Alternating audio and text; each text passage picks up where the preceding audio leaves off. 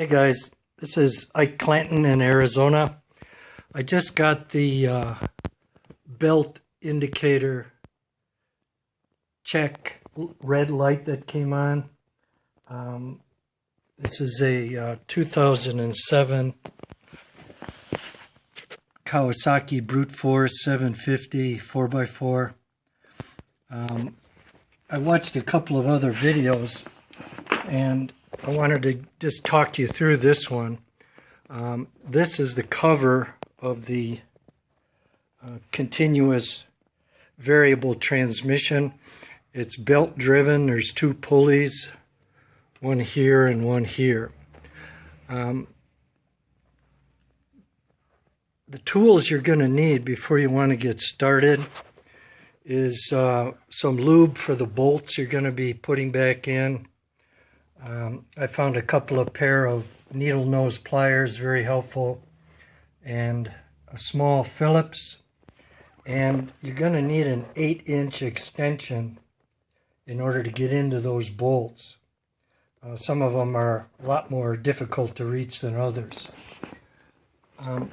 First step is to take the Phillips and remove this screw right here.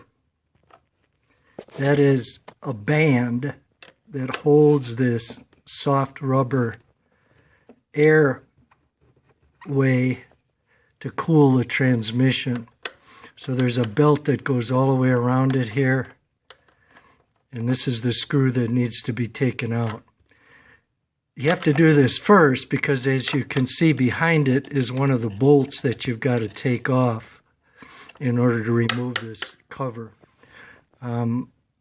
So first of all, remove this screw and strap, and then you can start with this first bolt right here and remove that.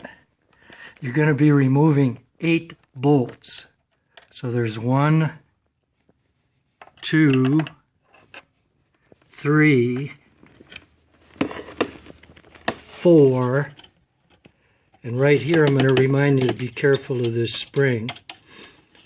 There's 4. Down here is 5. We're directly underneath it now.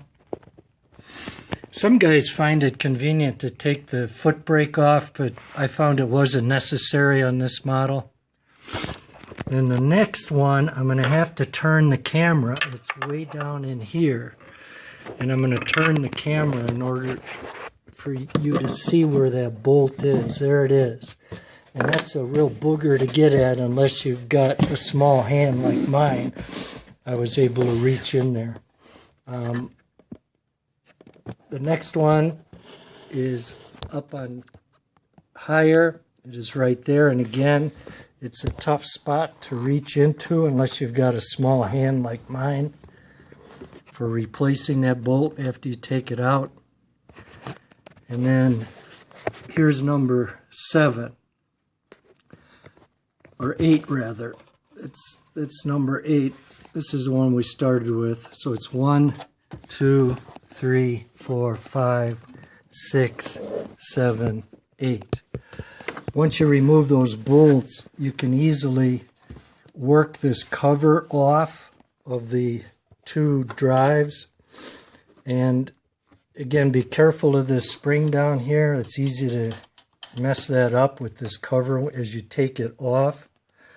You're going to pull this rubber boot airway up and get it out of the way, and then you're going to move this down. There are wires in here and wires over here and a plug that you don't want to mess with.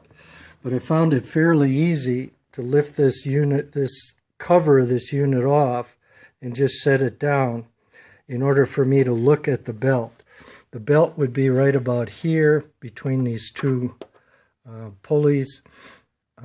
It was very easy to inspect it once this is off, and you can move the belt with your hand. You're looking for any damage or wear.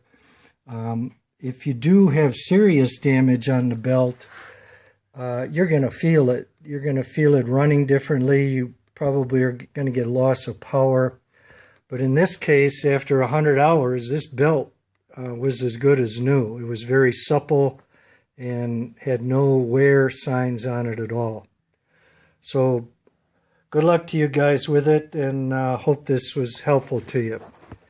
Ike in Arizona. Oh, yeah, don't forget, you got to blow out with air, blow out all around the inside of this cover, and also the components in there. You want to get all that dust out, particularly if you're in a place like Arizona.